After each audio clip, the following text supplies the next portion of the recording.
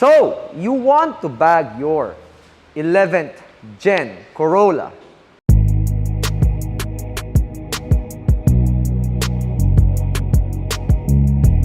Hello and welcome to another video. We have a lovely red Corolla, or sa Pilipinas, we like to call it the Altis for some reason, I don't know. So this is the 11th generation. This is actually one of our pioneer clients, si Boss Jem of Santa Rosa. Thank you for trusting us way back 2019. This car got stuck in our shop nung pandemic. For 3 months, nasa amin tong watching to. So, maraming salamat sa iyo, Sir Jem. You know kung gaano kahirap yung pinagdaanan ng Fitment, and you were there sa good and sa bad. So, first of all, I would like to thank you for the bottom of our hearts and the Fitment team. Without your patronage and trust with Fitment, we will not be able to be here today without you. As thanks, alam mo naman ang binigay ko sa yung regalo. Madidiscuss natin to later. So, the 11th Gen Altis is one of the most striking cars nung panahon na lumabas to back in 2013-14. It really upsized the Altis or the Corolla from its previous generations like the 10th Gen. Now, that being said, that's not really a bad thing. It's actually a good thing. The Corolla now is a VIP platform, stance platform here in the Philippines. And I think that's good. Okay? I mean, to each to his own naman kung anong gusto mong style. Pero para sa akin, guys, this looks better. This generation and the next looks better on a VIP, elegant-looking setup. So we're going to discuss that. Meron siyang 3SDM wheel, offsets and everything. Lalagay ko na sa screen. Pero yeah, this is one of our first builds and we go way back with this car. And I really appreciate the owner for trusting. Now, as you can see, ang ganda na tingnan, okay? The paint is immaculate and everything is restored properly. The car has many good stuff in it. For now, lahat yun na pag-uusapan later. But for now, we are going to discuss the under chassis of this car. So if you want to know more about that, like and share this video, subscribe to the channel, and hit the bell icon for notification. Strap in your thinking hat as we dive into the under chassis of the Corolla 11th generation. See you in a bit. Alright, hello and welcome sa front side na suspension ng Toyota Altis or the Corolla 11th generation. So what we have here is a very simple setup. Same for almost every car na ginagawa namin on this economical price range is that we always have a McPherson strut. We are using a coilover conversion. Okay, this is a K-Sport coilover. As you can see, sinaganda namin yung baso to the point na isa na lang yung ring niya. Pero don't worry, this is safe because the lock ring is actually locking the lower baso and then it's actually locking the bag as well. So, in short, itong ring na to at bag ang naglalak sa lower baso. So, it won't move. We made sure naman. Pero yeah, this is a McPherson strut. Ibig sabihin, pag pumihit yung manibela mo, okay, kumakabig din tong shocks, umiikot din to. So, that is the challenge. Especially for the Altis 11th Gen. So, you can see, ang dami niyang, hindi namin pwede ilagay yung fitting dito. Hindi namin pwede ilagay sa likod. Our fitting is actually right here. So, ang dami niyang components na nakakabit sa shock body niya. Kaya medyo difficult maglagay ng fitting. So, it's quite cramped. Yun ang sasabi ko dito sa Altis na to. Medyo cramp yung area to the point na parang hirap lagyan ng tamang pwesto ng fitting. But, we are using a double bellow standard dito sa unahan. And we have good amount of space naman sa likod. Okay? Hindi naman siya nagro-rub.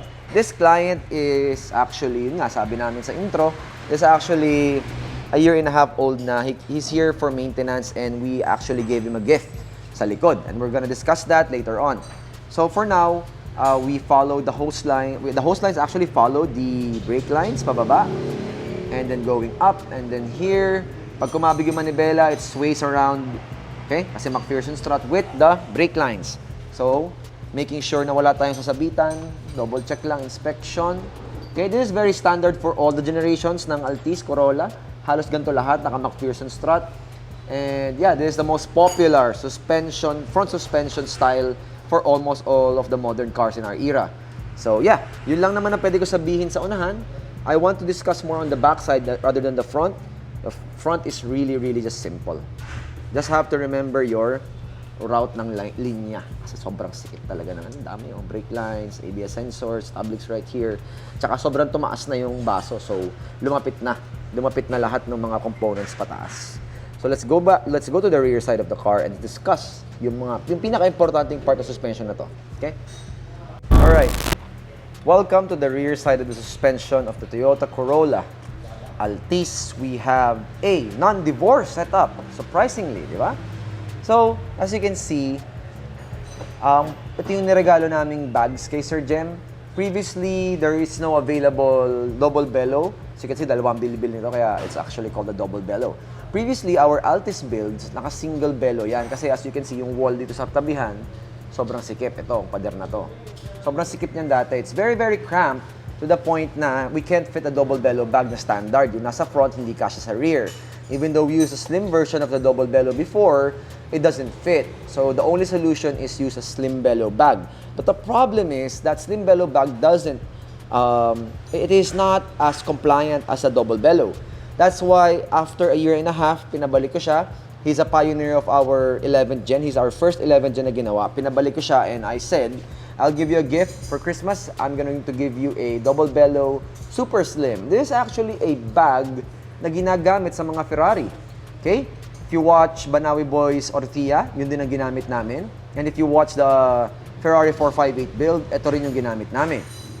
So, it is actually very, very compliant. This bag is actually very underrated. It has a very good spring rate, albeit it's actually small. It can only hold a certain amount of volume of air, pero it will fit most of this type of suspension. This is actually a non-divorced, independent rear suspension, common sa mga Altis. At ito, sa Lancer din, ganito yung setup. Pumapasok yung suspension pataas sa tore ng kotse. CR-Vs has the same.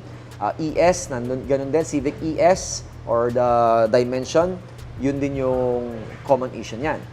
So, for the current situation natin dito, we swapped it with a double bellow na super slim, so it will be more compliant. Dati kasi sobrang hirap niya mag-preset kasi tataas muna din bababa. This actually solve the problem for it. And yeah, ang maganda rin dito, it's pretty straightforward. We can do it at Makati kasi hindi siya divorced. The shock is married to the spring.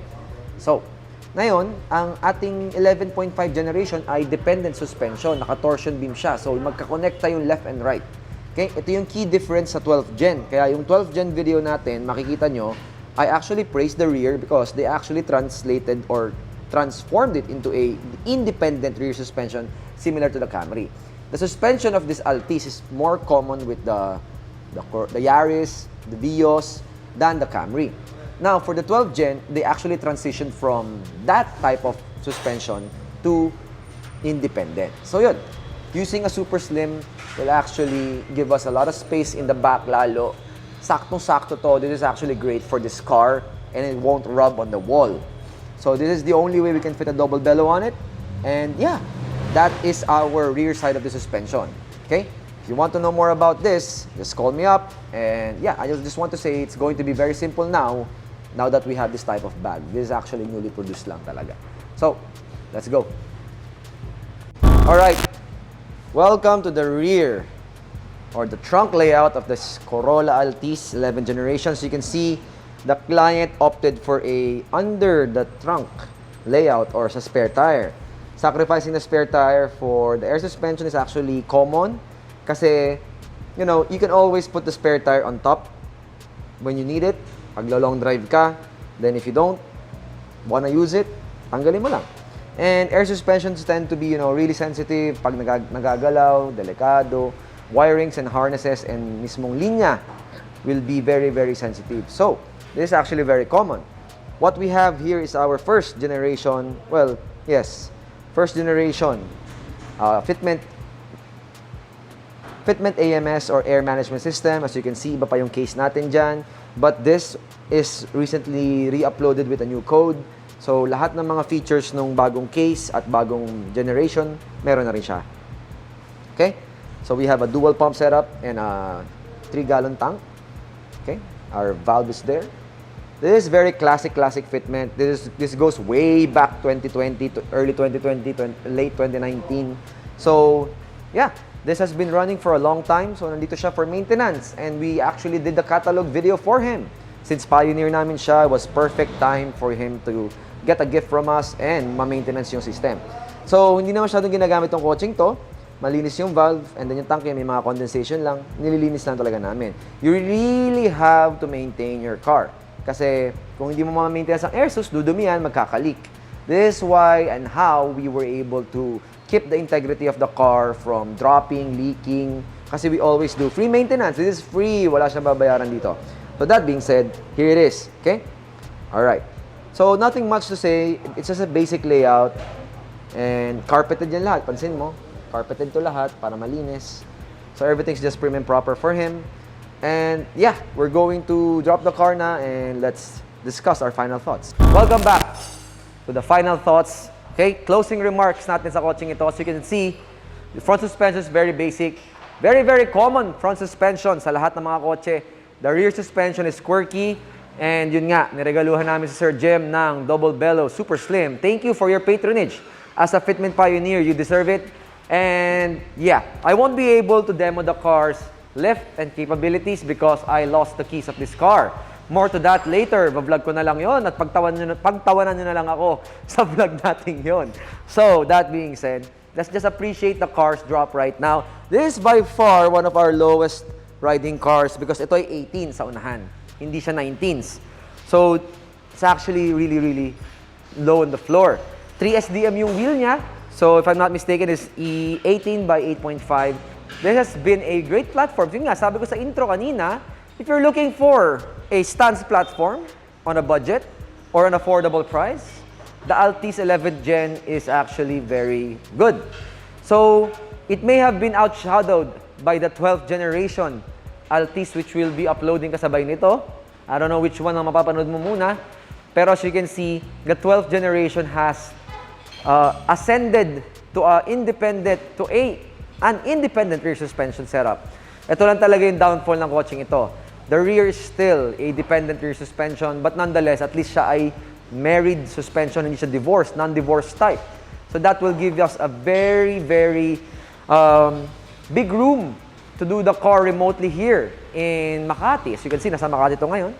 And yes, this has been on bags for almost 2 years and it's back for maintenance. That's why we were able to do the catalog here. And yeah, that's just how it is. The catalog is very important and the maintenance. So we're doing it for you guys. So what do you think about the 11th Gen Altis? It's a great platform. I'm telling you already. And it rides pretty well. So for now, that's going to be it for the 11th generation. This has been a, a Corolla weekend, or I don't know when I'll upload this, but it's a back-to-back episode ng 11th Gen and 12th Gen. So that being said, sa mga interesado, I really hope mas madami pa magpagawang Corolla, Altis, 11th Gen, 12th Gen, kasi sobrang ganda nilang i-air sus. Yun ang sinasabi ko sa inyo. I hope I can tap into that market kasi kayo magbe-benefit. Madaming static na Corolla, but you don't know how good it will be pag naka-bags. Just, you'll have to trust my word for it. So anyway, that being said, it's been Kyle from Fitment Engineering. So, you want to bag your Corolla 11th Gen. This is how.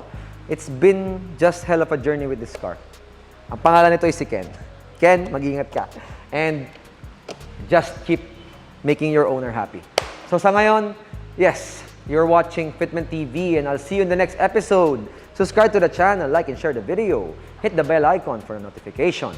And see you guys in the next. Happy holidays in advance. Merry Christmas, Happy New Year. Lahat na ng pwede kong batiin, babatiin natin. So, until then, see you on 2022. Bye!